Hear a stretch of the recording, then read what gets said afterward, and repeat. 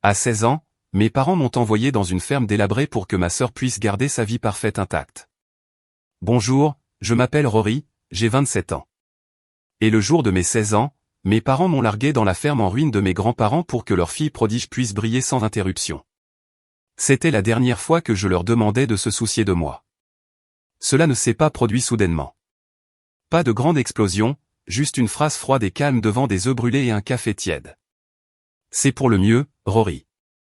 Tu as besoin d'un nouveau départ. Maddie a besoin d'espace pour se concentrer. Maddie, ma sœur cadette de 2 ans, le prodige du ballet, l'élève modèle aux notes parfaites et la reine régnante de l'humilité fabriquée, était assise en face de moi, maquillée comme pour la scène, sirotant son jus d'orange comme une reine regardant le bouffon de la cour se faire renvoyer.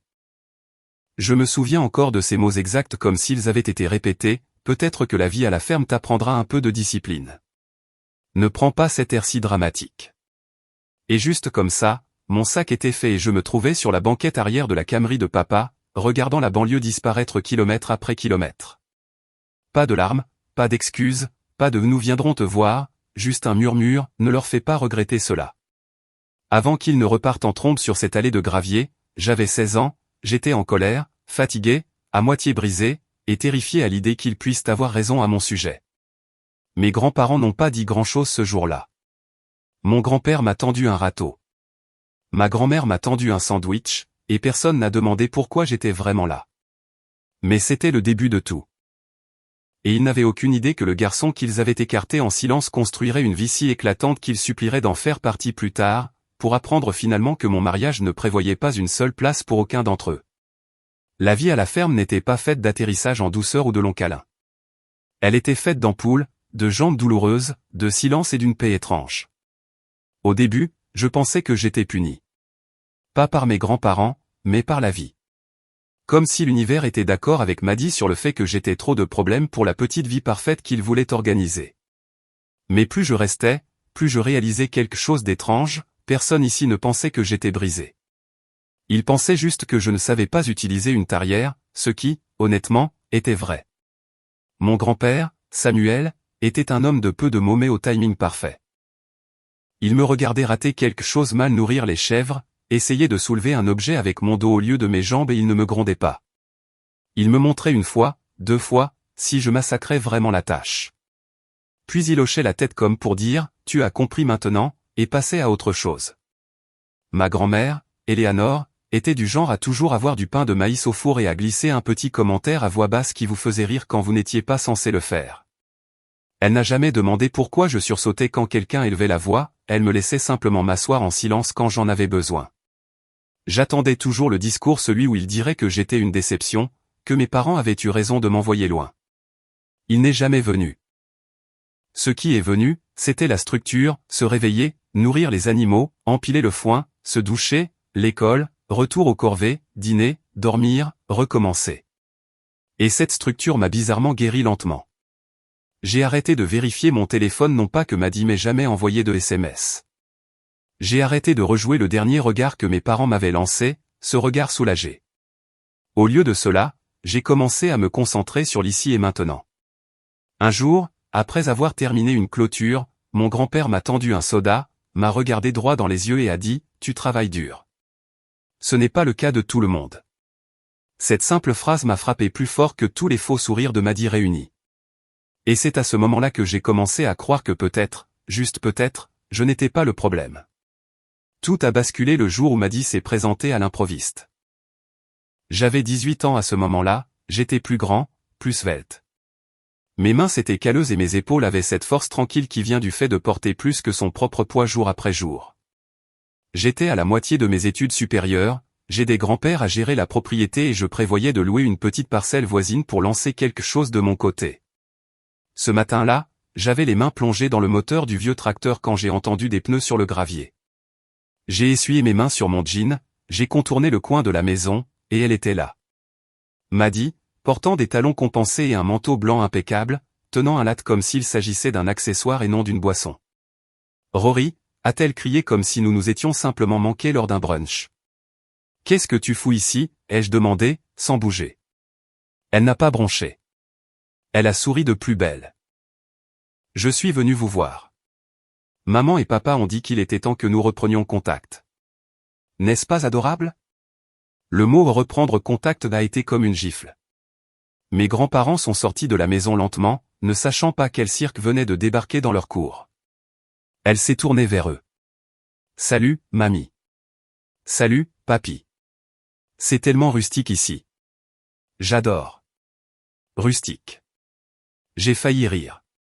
Aux dernières nouvelles, rustique ne signifiait pas larguer son frère ici comme un déchet de jardin et oublier son existence pendant 2 ans. Mais Maddy n'était pas là pour des excuses. Elle a parcouru la propriété comme si elle l'inspectait, prenant des selfies devant la grange, demandant si elle pouvait amener ses amis pour une séance photo au Vibe. Elle a dit que la lumière ici était esthétique. Puis elle a lâché la véritable raison de sa visite. Alors écoute, dit-elle en remontant ses lunettes de soleil sur sa tête comme si elle présentait une start-up. Je pense faire une sorte de retraite pour influenceur, très bien être rencontre ferme vintage. Et je me suis dit, tu as déjà le cadre. Pourquoi ne pas s'associer? J'ai cligné des yeux. Tu veux transformer cette ferme en ton terrain de jeu pour contenu? Son ton a changé instantanément. Allons, Rory. Ne sois pas dramatique. Je t'offre quelque chose de grand. De la visibilité, du trafic. Je pourrais te taguer dans tout. Tu pourrais être, quoi? Le gars de la ferme? Comme une marque. Et d'un coup, tout est devenu clair. Elle n'était pas revenue parce que je lui manquais, elle était revenue parce qu'elle pensait que j'avais quelque chose qu'elle pouvait utiliser. Et debout là, avec encore de l'huile sur les paumes, j'ai dit quelque chose que je ne lui avais jamais dit auparavant, non. Elle a cligné des yeux. Pardon? Non, Maddy. Tu ne peux pas revenir ici comme si de rien n'était. Ce n'est pas ta scène. C'est ma vie. Pour la première fois depuis des années, elle n'a pas eu de réponse, juste le silence. C'est à ce moment-là que ma grand-mère a souri derrière elle un sourire doux et fier que je n'avais jamais vu auparavant. Ce moment a été la casse sur le changement, la ligne tracée dans la terre. C'était le jour où j'ai cessé de voir Maddy comme l'enfant prodige et où j'ai commencé à la voir pour ce qu'elle était réellement. Après le départ de Maddy ce jour-là, talons enfoncés dans la boue, lunettes de soleil de travers, ego froissé, on pourrait penser que les choses allaient se calmer. Ce ne fut pas le cas, car le drame ne plie pas bagage pour s'en aller simplement. Il envoie des renforts. La semaine suivante, j'ai reçu un appel, pas un SMS, un véritable appel à l'ancienne de ma mère. Rory, dit-elle, la voix chargée d'une sorte d'inquiétude qu'elle n'utilisait que lorsque sa réputation était en jeu. Maddy nous a raconté ce qui s'est passé. Elle a dit que tu l'avais embarrassée devant mamie et papy, rien de moins. C'était là, son arme favorite, la culpabilité enveloppée d'étiquettes. Maman, dis-je, gardant ma voix calme. Elle est venue ici sans invitation pour proposer un contrat de marque comme si c'était une émission de télé. À quoi t'attendais-tu? À ce que je fasse une révérence? Son soupir fut théâtral. Rory, tu dois arrêter de t'accrocher à de vieilles rancunes. Elle essayait juste de reprendre contact. Reprendre contact? Je me suis mordu la langue si fort que j'ai senti le goût du cuivre.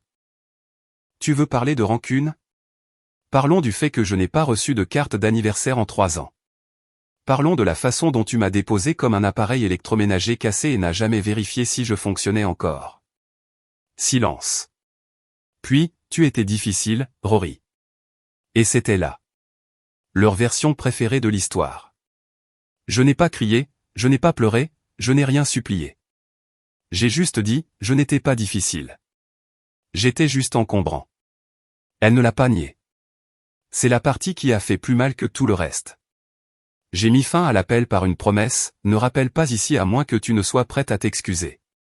Pas envers moi, envers grand-mère et grand-père pour avoir fait de ton équipe de nettoyage.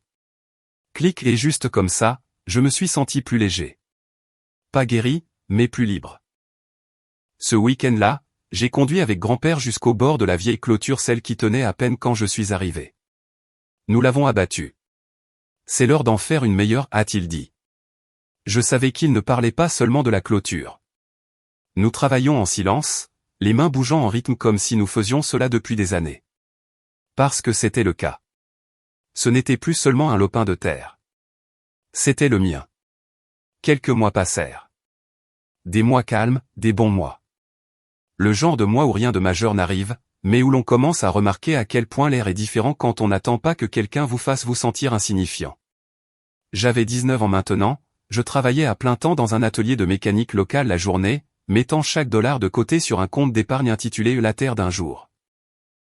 Grand-père m'a laissé transformer le vieil abri à tracteur en atelier. Grand-mère l'appelait le bunker de Rory et continuait à m'apporter des sandwichs en cachette, comme si j'allais oublier de manger. Hope passait la plupart des jours. Oui, Hope.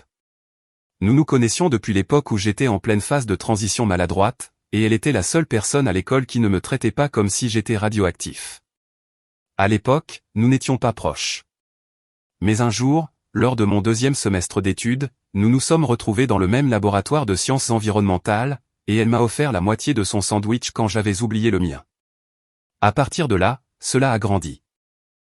Lentement, sûrement, sans jeu, sans drame, juste ce rythme facile de « tu as faim » et « comment avance ton projet » qui est finalement devenu quelque chose de réel. À l'arrivée de l'été, Hope et moi étions ensemble pas officiellement sur Facebook ou quoi que ce soit, mais d'une manière réelle, tangible, comme si la vie que je construisais avait enfin quelqu'un marchant à mes côtés. Puis Maddy a posté une photo qui a tout déclenché à nouveau. C'était un cliché filtré d'elle debout devant une grange rouge en ruine. Ma grange.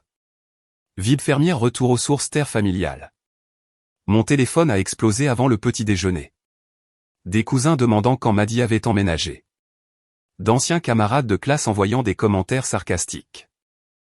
Une amie de Hope a même envoyé un SMS, « Attends, c'est la même grange sur laquelle tu travailles tout le temps ?» J'étais assis là, mon toast intact, téléphone en main, essayant de ne pas le jeter à travers la pièce. Maddy n'avait pas mis un pied sur la propriété depuis que je lui avais dit de partir. Mais cela ne l'empêchait pas de la revendiquer maintenant que j'en avais fait quelque chose de cool. J'ai montré le post à grand-mère, qui a juste secoué la tête. Cet enfant pourrait tomber dans un seau de paillettes et en ressortir sèche. Mais grand-père, lui, n'a pas dit un mot. Il a simplement marché vers la grange, a abaissé le lourd loquet et a accroché un tout nouveau panneau sur la porte, « Propriété privée, défense d'entrée ». Hope l'a vu plus tard dans l'après-midi et a souri. Ce panneau fait du bien, n'est-ce pas? J'ai hoché la tête. Pour la première fois de ma vie, quelqu'un protégeait mon espace avant que je n'aie à le faire. Et soudain, ce n'était plus juste un abri. C'était le mien. Et aucun filtre Instagram ne pouvait me l'enlever. Maddy n'a pas compris le message. Bien sûr que non. Une semaine après le coup de la grange, sa Lexus est entrée dans l'allée avec la musique trop forte et un parfum qui a atteint le porche avant même qu'elle n'en sorte. Elle portait ce chapeau à large bord comme si elle auditionnait pour un clip de musique country si la musique country n'implique aucun travail de ferme réel. J'ai apporté des lattes glacées, a-t-elle annoncé, tenant un plateau comme si les offrandes de paix pouvaient être accompagnées de crème fouettée.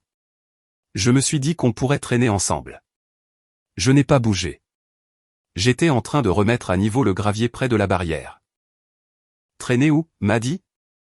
Tu veux filmer un autre faux TikTok sur ton retour aux sources? Elle m'a lancé un regard boudeur. Allez, ne sois pas comme ça. J'ai dit à mes abonnés que je ferai une journée bien-être rurale. Tu nous remarqueras à peine. C'est juste du contenu. Juste du contenu. Elle le disait comme si cet endroit, cette vie, était un décor qu'elle pouvait louer pour des likes. Derrière moi, Hope est apparue au coin de la maison, s'essuyant les mains sur un chiffon. Elle n'a pas dit un mot, s'est juste tenue là avec une expression qui disait « Essaie un peu pour voir ». Maddy l'a repéré instantanément. « Oh, tu es encore là, toi ». Hope a haussé un sourcil. « Ouais. Toujours là à travailler, à soutenir. Tu sais, des trucs ennuyeux. » Maddy a ricané et s'est tournée vers moi. « Bon, écoute. Tu es visiblement amer par rapport au passé. Je comprends. Mais j'ai parlé à maman et papa. Ils pensent que ce serait vraiment salvateur si nous essayions de reprendre contact. Et ils ont dit qu'ils aimeraient venir nous voir, aussi. N'est-ce pas adorable? J'ai eu l'impression que quelqu'un m'avait versé de l'eau glacée dans le dos. Ils veulent venir ici? Maddy a souri de plus belle. Bien sûr. C'est une terre familiale, après tout. C'est alors que grand-père est sorti sur le porche, s'essuyant les mains sur un torchon. Seule la famille qui travaille cette terre a le droit de l'appeler ainsi, a-t-il dit sèchement. Et aux dernières nouvelles, tu n'as pas soulevé un foutu truc ici. Maddy a cligné des yeux, stupéfaite. Ce ton tranchant, ferme, indéniable. Ce n'était pas ce qu'elle attendait de l'homme qui avait l'habitude de lui envoyer des cartes d'anniversaire avec des billets de $50. Elle a tourné les talons sans un mot de plus, est remontée dans sa Lexus et est partie en trombe comme si elle fuyait quelque chose. Et c'était le cas, la réalité. Ce soir-là, Hope et moi étions assis sous les étoiles sur le haillon de mon pick-up, partageant une bouteille de cidre bon marché. Elle s'est appuyée contre moi, et pour la première fois, je l'ai dit à voix haute, je ne pense pas qu'il m'ait jamais vu. Pas vraiment. Je n'étais qu'un décor pour la vidéo de présentation de Maddy. Hope n'a pas bronché. Elle a simplement dit, tu as construit ton propre cadre, Rory. Et l'image est bien meilleure sans eux. Je l'ai embrassée parce qu'elle avait raison, et parce que rien ne m'avait jamais semblé autant être chez moi. L'escalade ne s'est pas fait attendre. Une semaine après l'échec de la retraite de contenu de Maddy, maman et papa se sont présentés sans prévenir. Pas de SMS, pas d'appel, juste leur SUV beige roulant sur le gravier comme s'il leur appartenait encore. J'étais en train de refaire l'étanchéité des fenêtres de l'atelier. Je ne me suis pas arrêté de travailler. Ils sont descendus comme s'ils allaient à une réunion de parents d'élèves, pas à une embuscade surprise. Maman portait un gilet et des perles en plein mois de juillet. Papa affichait ce sourire rigide et performatif comme s'il préparait déjà son discours. Rory, a-t-elle appelé, comme si j'étais un chien qui s'était égaré. Je me suis levé, j'ai essuyé mes mains, et je n'ai pas bougé d'un pouce. Maman a observé la maison, la clôture, les piles de bois soignées près de la grange. Waouh, dit-elle. Tu as vraiment fait quelque chose de cet endroit. Comme si j'avais retapé une tondeuse, et non construit une vie entière à partir de rien. Papa l'a rejointe. Ta sœur a dit que tu avais été difficile. Évidemment qu'elle l'a dit. Mais nous ne sommes pas là pour nous disputer, a-t-il ajouté. Nous sommes là pour proposer quelque chose, un nouveau départ. Hope est sortie du côté de la maison à ce moment précis, les cheveux en queue de cheval, son débardeur poussiéreux après m'avoir aidé à étendre le gravier. Calme, forte, stable. Le sourire de maman a vacillé. Et tu dois être. Je suis celle qui est restée, a dit Hope, se tenant à mes côtés. Celle qui n'a pas eu besoin de permission pour se soucier de lui. Je n'ai rien dit. Je n'en avais pas besoin. Hope l'avait déjà dit mieux que je ne pourrais jamais le faire. Papa a insisté, imperturbable. Écoute, fils. Nous vieillissons. Nous avons pensé à nous relocaliser pour la retraite. Honnêtement, cette terre pourrait être utile à un investissement familial. J'ai cligné des yeux, puis j'ai ri. Je ne pouvais pas m'en empêcher. Vous m'avez viré, dis-je, m'approchant de maintenant. Vous m'avez laissé ici comme si j'étais brisé. Et maintenant que ça ressemble à quelque chose que vous pourriez utiliser, soudainement c'est un atout familial? Maman a essayé d'adoucir le ton. Nous avons fait des erreurs. Non, dis-je. Vous avez fait des choix. Et cette terre, cette vie, n'est pas à vous pour que vous la réclamiez. C'est la mienne. Chaque centimètre a été gagné. Chaque erreur m'a appris plus que vous n'avez jamais essayé de le faire. Et ce n'est pas parce que le petit empire d'influenceuse de Maddy s'écroule que vous pouvez vous incruster dans mon histoire. Ils se sont tenus en silence. Grand-père est sorti et a prononcé une seule phrase, vous devriez partir maintenant. Et ils l'ont fait. Pas d'embrassade, pas de larmes dramatiques, juste la retraite silencieuse et rigide de gens qui ont réalisé trop tard que la personne qu'ils pensaient jetable avait construit quelque chose qu'ils ne pouvaient pas atteindre. Ce soir-là, Hope m'a tendu une enveloppe. À l'intérieur se trouvait un plan. Mon plan. La maison que je rêvais de construire. Tu es prêt, a-t-elle dit. Et je suis prête si tu le es. Je n'ai même pas eu besoin d'y réfléchir. Construisons-la. Commencer les travaux de ma propre maison semblait irréel. Ce n'était pas un manoir, pas d'escalier monumental ni de comptoir en marbre. Juste une ferme de 2 chambres sur une petite parcelle de terre dont je rêvais depuis mes 17 ans. Simple, solide, à moi. Hope et moi avons fait la majeure partie du travail nous-mêmes. Scott, mon oncle, celui qui était intervenu discrètement après que mes parents m'avaient abandonné, venait chaque week-end avec ses outils et ses encouragements silencieux. Grand-père supervisait depuis une chaise de jardin, aboyant des critiques comme un général à la retraite. Et grand-mère, elle cuisinait assez de gratins pour nourrir une armée, les déposant avec un « ne vous tuez pas à la tâche » un après-midi sur 2. Nous l'avons construite lentement, intentionnellement. J'ai utilisé chaque dollar que j'avais économisé. Hope a aussi puisé dans ses économies. Elle n'a jamais fait en sorte que cela ressemble à de la charité, mais à un partenariat. Le soir où le toit a été posé, nous nous tenions à l'intérieur de la charpente de la maison, les bras l'un autour de l'autre, le vent sifflant à travers les poutres ouvertes. Nous le faisons vraiment, ai-je chuchoté. Elle a embrassé ma joue. Tu l'as déjà fait. La nouvelle s'est répandue, bien sûr. La famille ne peut s'empêcher de venir flairer quand quelque chose de bien arrive sans eux. C'est à ce moment-là que les invitations de mariage ont commencé à arriver, pas pour nous, pour Maddy. 3 faire-part différents, chacun la montrant tout sourire à côté d'un gars qui semblait de moins en moins ravi sur chaque photo. Je n'ai répondu à aucun d'entre eux. Et puis un jour, j'ai reçu une lettre formelle par la poste de la part de mes parents, une demande. Ils voulaient venir à mon mariage. Pas le mariage de Hope et moi, mon mariage. Comme s'il s'agissait d'un acte en solo où ils pouvaient se glisser à la dernière minute et revendiquer une place au premier rang. La lettre disait des choses comme « Nous savons que nous avons une eau différente. La famille devrait être ensemble lors des jours importants.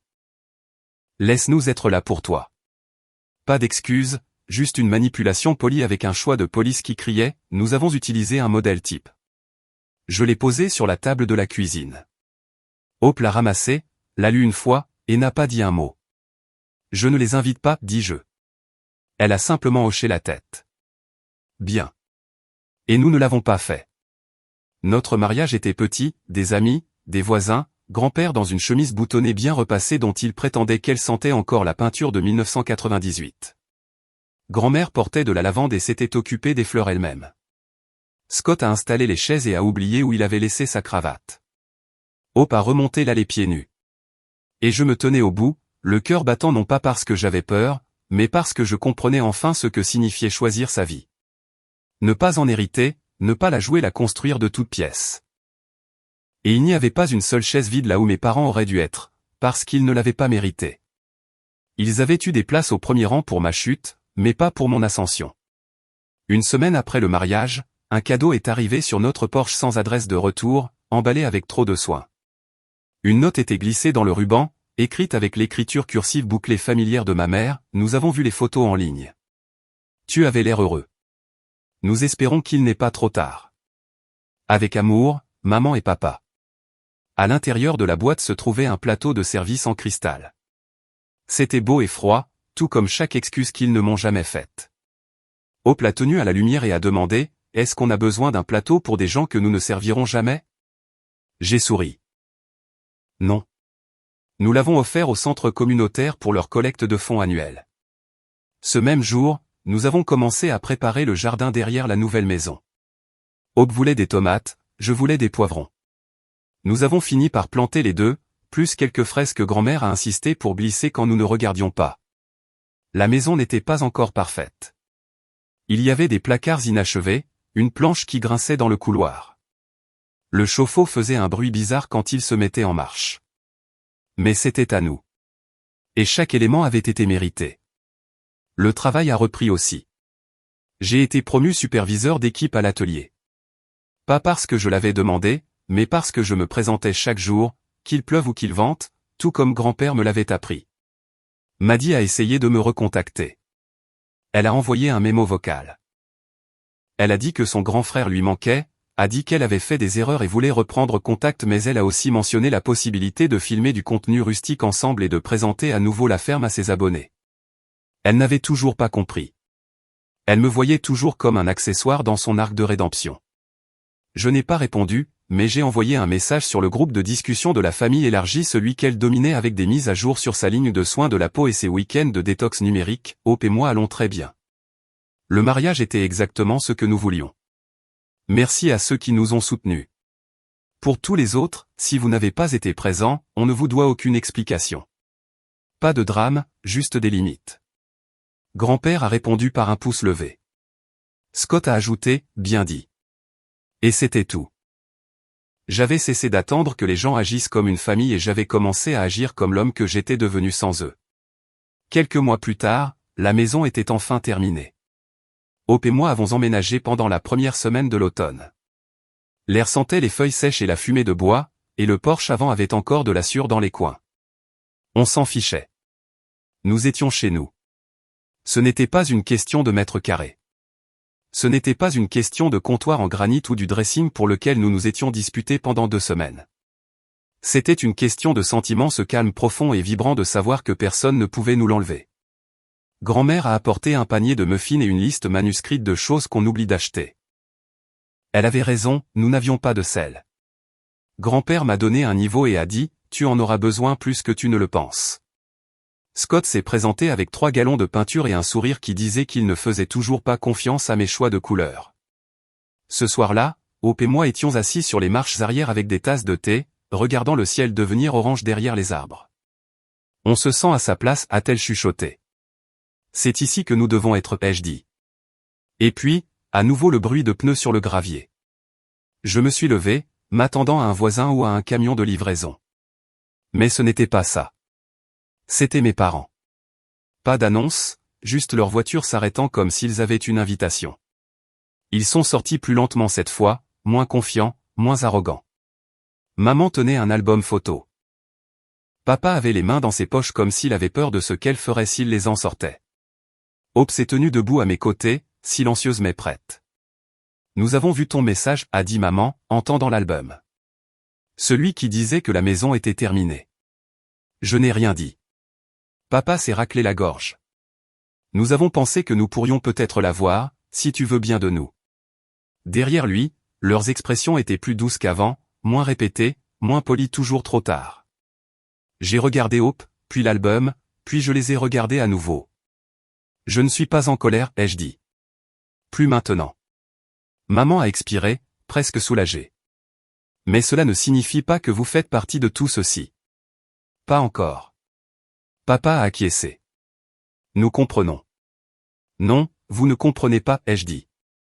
Mais peut-être qu'un jour vous comprendrez, et peut-être qu'alors nous parlerons. Je n'ai pas claqué la porte. Je n'ai pas crié. Je me suis simplement retourné et je suis entré. La lumière du Porsche s'est allumée derrière moi, automatique, silencieuse, une limite, pas une barricade. Hope a entouré ma taille de son bras alors que je posais l'album sur le comptoir, fermé. C'était notre foyer. Et enfin, ce n'était plus moi qui attendais à la porte. L'hiver est arrivé tôt cette année-là. Le givre s'accrochait aux fenêtres le matin, et chaque fois que je sortais, je pouvais sentir l'odeur de la fumée de cheminée provenant de chez grand-mère et grand-père, 2 champs plus loin. Hope et moi avons pris notre rythme. Les dimanches matins étaient réservés aux pancakes. Les mardis soirs, nous écoutions des disques et nous nous disputions pour savoir qui contrôlait le thermostat. La maison ne semblait plus neuve. Elle semblait habitée, pleine de tasses dépareillées, d'outils oubliés et de moments qui n'avaient pas besoin d'être documentés pour avoir de l'importance. Un après-midi, j'empilais du bois de chauffage quand j'ai vu Scott remonter l'allée avec une enveloppe Kraft sous le bras. « J'ai quelque chose pour toi », a-t-il dit en la brandissant. Le nom est passé sur l'acte de propriété. Mon nom ? Cela m'a frappé plus fort que je ne l'espérais. Je savais déjà que c'était à moi, je l'avais mérité 10 fois plutôt qu'une. Mais le voir sur papier, à l'encre, sans co-signataire, sans réserve, cela semblait définitif, comme la dernière brique s'installant dans les fondations. J'ai pris l'enveloppe d'un hochement de tête. Merci, Scott. Tu as fait quelque chose à partir de rien, a-t-il dit. Ce n'est pas rien. Plus tard cette nuit-là, j'ai trouvé l'album photo que mes parents avaient laissé. Hope était sortie au marché, et la maison était calme. Je me suis assis sur le canapé, la cheminée crépitant à côté de moi, et j'ai ouvert la première page. Elle était remplie de photos d'avant la rupture, avant qu'il ne m'envoie au loin, des anniversaires, des spectacles scolaires, même une de moi et Maddy construisant un fort de neige dans la cour avant. Moi souriant, elle tenant une cuillère comme une épée.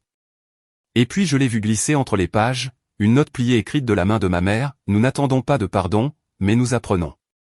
Nous voyons maintenant ce que nous ne voyions pas alors. Et nous sommes désolés, Rory. Pas seulement pour le passé, mais pour les années où nous t'avons laissé le porter seul. Cela n'effaçait rien. Mais cela ne piquait pas comme cela aurait pu le faire autrefois. Je l'ai replié et rangé à la fin du livre non pas pour oublier, mais pour classer. Cette nuit-là, quand Hope est rentrée, je lui ai tout raconté. Elle n'a pas dit grand-chose, elle m'a juste serré fort et a chuchoté, quoi qu'il arrive ensuite, nous y ferons face selon nos conditions. Et je l'ai cru parce que cette vie, ce foyer, cette paix ce n'était pas une récompense. C'était une décision. La mienne. Le printemps est revenu lent et doux. L'herbe perçait à travers le givre. Les oiseaux se querellaient sur le même poteau de clôture chaque matin. Le champ derrière la maison a pris ce vert impossible qui semble faux jusqu'à ce qu'on le traverse pieds nus. Et avec lui sont arrivées les invitations. Une de mon cousin qui se mariait, demandant si je viendrais si les choses n'étaient pas trop gênantes. Une de m'a dit, un SMS qui disait, « Je pense toujours que tu es injuste, mais si tu veux renouer le contact, je suis ouverte à cela. » Nous sommes une famille. Pas d'excuses, juste un sentiment de supériorité réemballé sous forme de main tendue. Je n'ai pas répondu. Hope a vu le message par-dessus mon épaule, a haussé un sourcil et n'a rien dit. Elle n'avait pas à le faire. Nous avions franchi un point où les explications étaient inutiles. Au lieu de cela, nous avons passé notre temps à planter des tomates, des poivrons et des fraises à nouveau, sur l'insistance de grand-mère. Scott a aidé à creuser les plates-bandes. Grand-père nous a sculpté un banc fait main et a refusé d'y signer son nom, même si nous l'avons supplié. Ce banc est devenu notre endroit tranquille pour le café, pour les petites disputes, pour regarder les tempêtes arriver. Un jour, j'ai emmené grand-mère voir le jardin terminé. Elle marchait lentement mais d'un pas sûr, portant son chapeau souple préféré et tenant une boîte de ses fameux biscuits au sucre. « Tu as bien fait, a-t-elle dit, s'appuyant sur sa canne. Pas seulement ici.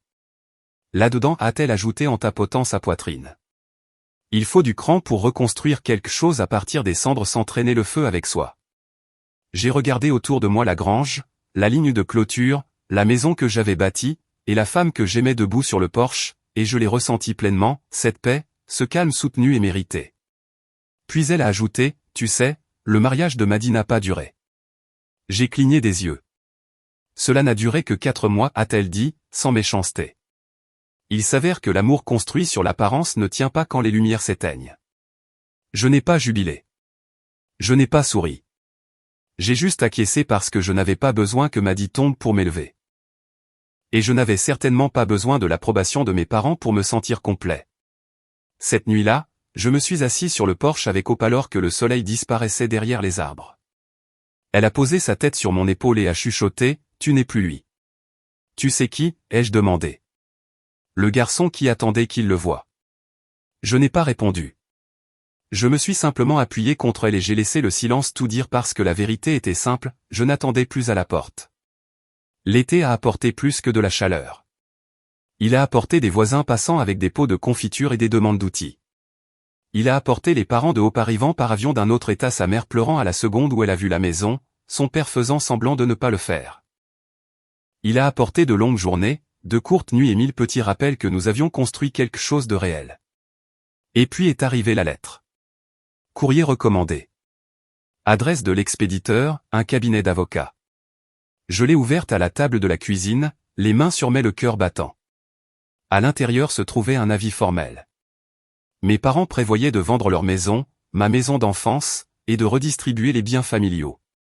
Cela incluait une suggestion selon laquelle je pourrais vouloir aider à la transition et une note subtile indiquant que les besoins de Maddy devaient être prioritaires. Hope a lu par-dessus mon épaule. Oh, a-t-elle dit, sèche comme le sable. Ils essaient de liquider la culpabilité. J'ai ri pour de bon, car c'était tellement transparent, tellement prévisible, que cela ne piquait même pas. J'ai rédigé ma réponse le lendemain matin, merci pour l'information. Je vous souhaite une bonne vente. Cependant, je ne contribuerai pas financièrement.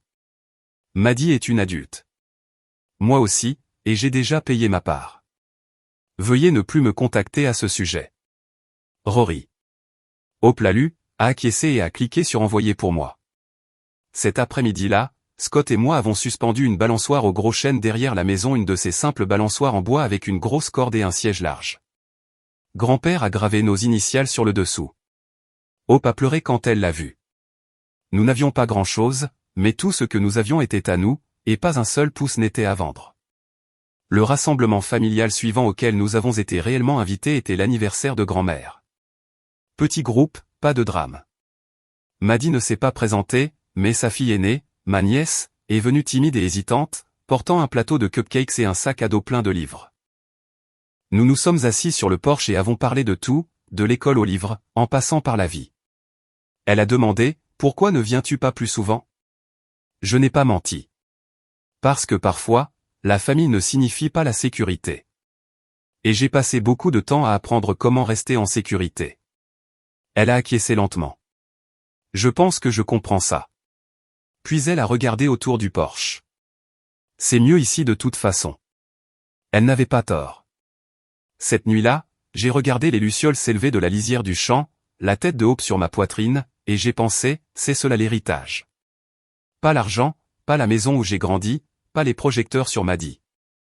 L'héritage, c'est ce que nous protégeons, ce que nous choisissons de construire, ce que nous refusons de brûler, même quand les autres essaient de nous tendre l'allumette. L'automne est arrivé avec son murmure habituel. Matin frais, lumière dorée et ce tranchant vif dans l'air qui vous dit que le changement arrive, que vous soyez prêt ou non. Mais pour une fois, j'étais prêt. Le jardin se terminait.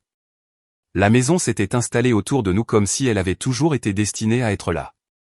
L'atelier était enfin organisé presque.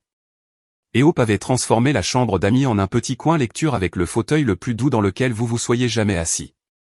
Et puis, un après-midi, alors que nous nettoyions le garage, elle s'est tournée vers moi avec un demi-sourire et a dit, « Et si nous ajoutions une autre pièce ?» J'ai levé les yeux du râtelier à outils. « Pourquoi faire ?» Elle a marqué une pause. « Une chambre de bébé. » Je l'ai fixée. « Tu es sérieuse ?» Elle a acquiescé. Et c'est ainsi que j'ai appris que j'allais être papa. Je n'ai pas pleuré, pas tout de suite. Je me suis juste assis sur le sol poussiéreux du garage comme si la gravité était soudain devenue sérieuse. Hope s'est assise avec moi. Je n'ai jamais voulu d'une famille parfaite, ai-je dit. Je voulais juste être le genre de papa qui reste. Tu le es déjà, a-t-elle chuchoté. Nous l'avons dit à grand-mère et grand-père en premier. Grand-mère a failli me renverser. Grand-père m'a juste tapé sur l'épaule et a dit, ne gâche pas ça. Puis il m'a tendu son vieux fauteuil à bascule, celui dont je me souvenais des nuits sur le porche quand j'étais enfant. Il est à toi maintenant, a-t-il dit. Il a juste besoin d'un peu de ponçage. Scott a proposé d'aider à construire le berceau. Hope a commencé à lire des livres sur les bébés et m'a interdit de regarder des vidéos sur l'accouchement. Et moi? J'ai commencé à réfléchir à des prénoms. Pas seulement des prénoms de bébés, des noms d'héritage. Des noms pour les choses que nous avons construites, cette maison, cette terre, cet avenir. Une nuit, j'ai marché jusqu'à la lisière du champ, j'ai regardé la maison qui brillait d'une lueur chaude derrière moi, et j'ai murmuré un merci. Pas à mes parents, pas à Maddie, mais à la version de moi qui est restée quand ils ne l'ont pas fait. La version qui a continué à se présenter, qui a choisi la guérison au lieu de la vengeance, qui a construit une vie que personne ne pourrait violer. Et à ce moment-là, sous un ciel plein d'étoiles et un monde enfin silencieux, j'ai su que le passé ne m'avait pas fait. Il m'avait testé. Ceci, cet amour, ce foyer, cet avenir, tout cela était à moi. L'hiver est revenu. Mais cette fois, cela ne ressemblait pas à une fin. Cela ressemblait à une saison à sa place. Le genre qui vous enveloppe, non pas pour vous étouffer, mais pour vous rappeler que le repos fait aussi partie de la croissance. Hope était enceinte de 7 mois maintenant. Son ventre avait cette courbe parfaite qui me serrait la poitrine chaque fois que je la surprenais dans la cuisine en train de fredonner. Nous avions fini la chambre du bébé, des verres doux, un berceau fait main, un mobile que Scott avait sculpté dans du bois flotté et de la ficelle. Et le jour où la première neige est tombée, grand-père a apporté une boîte. De vieilles grenouillères en flanelle, des couvertures de bébé de quand j'étais petit, un lapin en peluche avec une oreille recousue. Je me suis dit que tu voudrais ça, a-t-il dit en la posant. Ils ont survécu. Toi aussi. Cette nuit-là, nous avons allumé un feu et nous nous sommes blottis sur le canapé. Le monde extérieur semblait à des kilomètres. Calme, toujours à nous. J'ai vérifié mon téléphone une dernière fois avant de me coucher. Un message de Maddie, félicitations. J'ai entendu parler pour le bébé. Je n'attends rien. Je voulais juste dire que j'espère que tu es heureux. Vraiment. Je l'ai regardé pendant un moment. Puis j'ai éteint l'écran. Certains chapitres n'ont pas besoin de réponse, seulement d'une conclusion. Je me suis glissé au lit à côté de Hope, qui était déjà à moitié endormie, sa main posée sur son ventre comme si elle gardait un trésor. Alors que la neige tombait doucement dehors et que le feu crépitait doucement, j'ai pensé au garçon que j'étais autrefois. Celui qui a été laissé pour compte. Celui qui dormait dans la chambre d'un étranger dans une maison qui ne posait pas de questions. Celui qui a cessé d'attendre et a commencé à construire. Il était toujours là, toujours en moi. Mais maintenant il avait la paix, la terre, l'amour et le genre d'avenir qui ne vient que lorsqu'on arrête de faire ses preuves auprès de gens qui n'ont jamais mérité d'explication. Le bébé est arrivé au début du printemps, une fille, une tête pleine de cheveux, bruyante comme un train de marchandises, et déjà plus forte qu'elle ne devrait l'être. Nous l'avons nommée June. D'après le mois où Hope et moi nous sommes retrouvés à l'université. D'après le moment où tout a basculé et a enfin commencé à avoir du sens. La tenir pour la première fois, c'était comme se tenir à la lisière de chaque version de moi-même que j'avais été, adolescent maladroit, fils oublié, paria en colère, bâtisseur acharné, et les regarder tous acquiescer d'un signe de tête silencieux, comme s'ils étaient enfin arrivés ici eux aussi. Grand-mère a pleuré quand elle l'a rencontré. Grand-père a dit, elle a les yeux des Harper, puis a toussé pour cacher l'émotion qui a failli s'échapper. Scott lui a construit un coffre à jouets avant même qu'elle puisse s'asseoir. Et Hope? Hope m'a regardé comme si elle avait le monde entier dans ses bras. Parce que c'était le cas. Nous n'avons pas envoyé de faire-part. Pas de messages groupés, pas de publication sur les réseaux sociaux, juste une photo envoyée par courrier aux personnes qui comptaient. Le seul appel que j'ai passé au-delà de cela était pour ma nièce, celle qui avait apporté des cupcakes pour l'anniversaire de grand-mère. Je lui ai dit que si elle voulait un jour nous rendre visite, l'invitation était ouverte. Elle est venue ce week-end-là avec une couverture qu'elle avait faite elle-même et la compréhension silencieuse que la vraie famille se présente sans avoir besoin d'attirer l'attention. Quelques semaines plus tard, j'ai trouvé une enveloppe sur notre porche. Pas d'adresse d'expéditeur.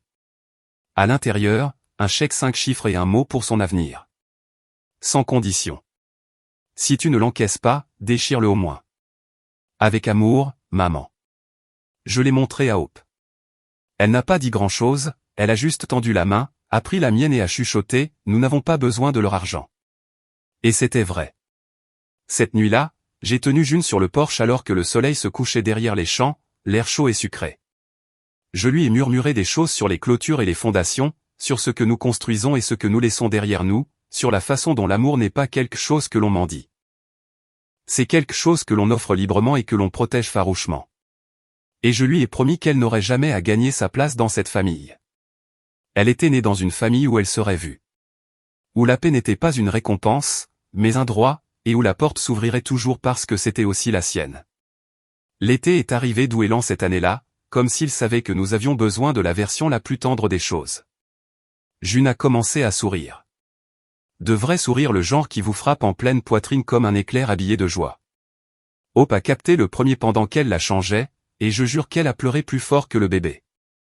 La vie n'était pas tape à accent grave l'œil. C'était les tétés du matin et les tasses de café dépareillées.